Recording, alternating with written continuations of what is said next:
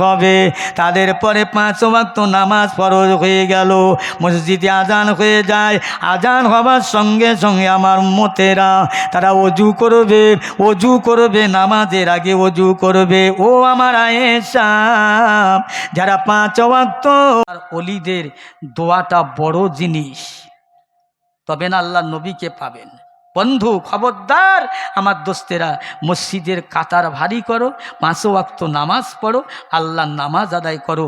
কাল কিয়ামতের দিন আমার নবী নামাজিদের চিনবে কি করে? আম্মাজান আয়েশা সিদ্দিকা রাদিয়াল্লাহু তাআলা আনহা আল্লাহর নবীকে বললেন, ইয়া রাসূল আল্লাহ, হাবিব আল্লাহ, কাল কিয়ামতের দিনে সাইয়্যিদানা আদম আলাইহিস সালাম থেকে নিয়ে আপনি শেষ নবী, আপনার উম্মত হাসরের ময়দানে সমস্ত 1 লক্ষ কিংবা 2,24,000 পয়গম্বরের উম্মত থাকবে একই ময়দানে, একই মাঠে।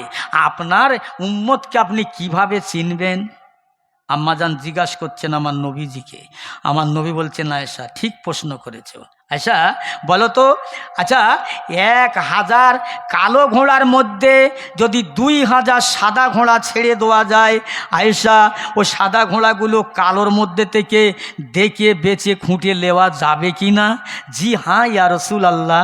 আমার নবী বলছেন, আমি সেদিন খুঁজে নেব, সেদিন বেছে নেব। আল্লাহ রাসূল নামাজের আগে ওযু করবে। আমি আল্লাহ নবী বলছে, যা শুনে নাও, আমার আল্লাহ পাক কাল কিয়ামতের ময়দানে আমার উম্মতে মুহাম্মাদি যারা নামাজি হবে, ওযুর পানি যত দূর পর্যন্ত লাগবে ওই পর্যন্ত আমার আল্লাহ তাআলা নূরের ঝলক জারি করে দেবে, নূরের ঝলক জারি করে দেবে, নূর চমকাবে। আমি রাসূলুল্লাহ আমার উম্মতে মুহাম্মাদিদেরকে ওই নূর দেখে চিনে নেব। জোরে বলুন সুবহানাল্লাহ। খালি নামাজ হবে তো? নামাজের মতো নামাজ পড়বে।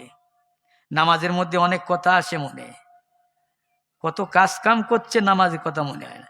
একজন এশার নামাজ পড়ে বেরিয়ে ইমাম সাহেবকে ডাকছে, হুজুর একটু দাঁড়াবেন? কেন? একটু কথা আছে।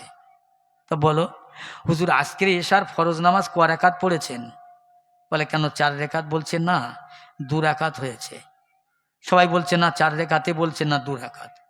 এই তুমি পাগলা লোক নাকি? হুজুর ভুল করেছে, সব তো 4 রাকাত হলো। বলছে না রে, আমার 4টে দোকান আছে, 4টে দোকানের হিসেব করতাম, এই 4 রাকাত নামাজ 2টো দোকানের হিসাব হয়েছে আর 2টো বাকি রয়েছে, এখন হয়নি, এই জন্যে নামাজ 4 রাকাত পুষিনি। দেখেছেন ও নামাজের মধ্যে দোকানের হিসাব করছে। কি নামাজ? এই নামাজ হয় না কেন? আমরা ঠিক নেই, খাওয়াও ঠিক নেই, চলাও ঠিক নেই, কথাও ঠিক নেই, নিয়ত ঠিক নেই।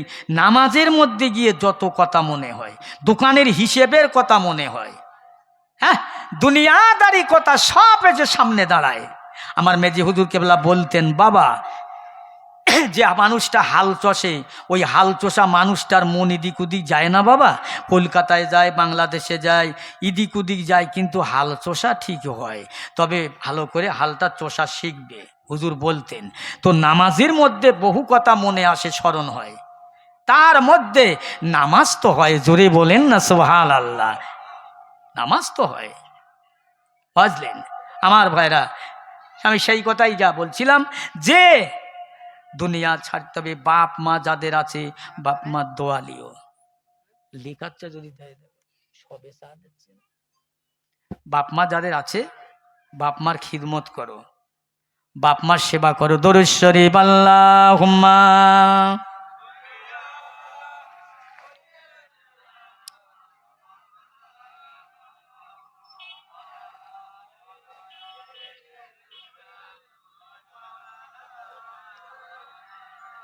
আল্লাহুম্মা সাল্লি আলা।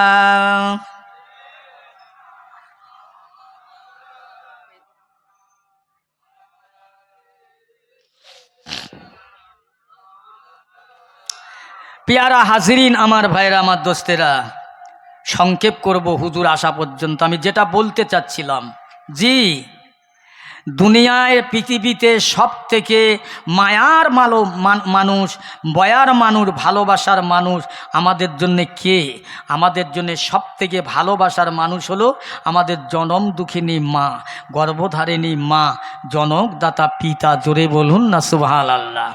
এই ছাড়া আর কেউ ভালোবাসার আছে? কেউ নেই। মেয়ে বলো ছেলে, ছেলে বলো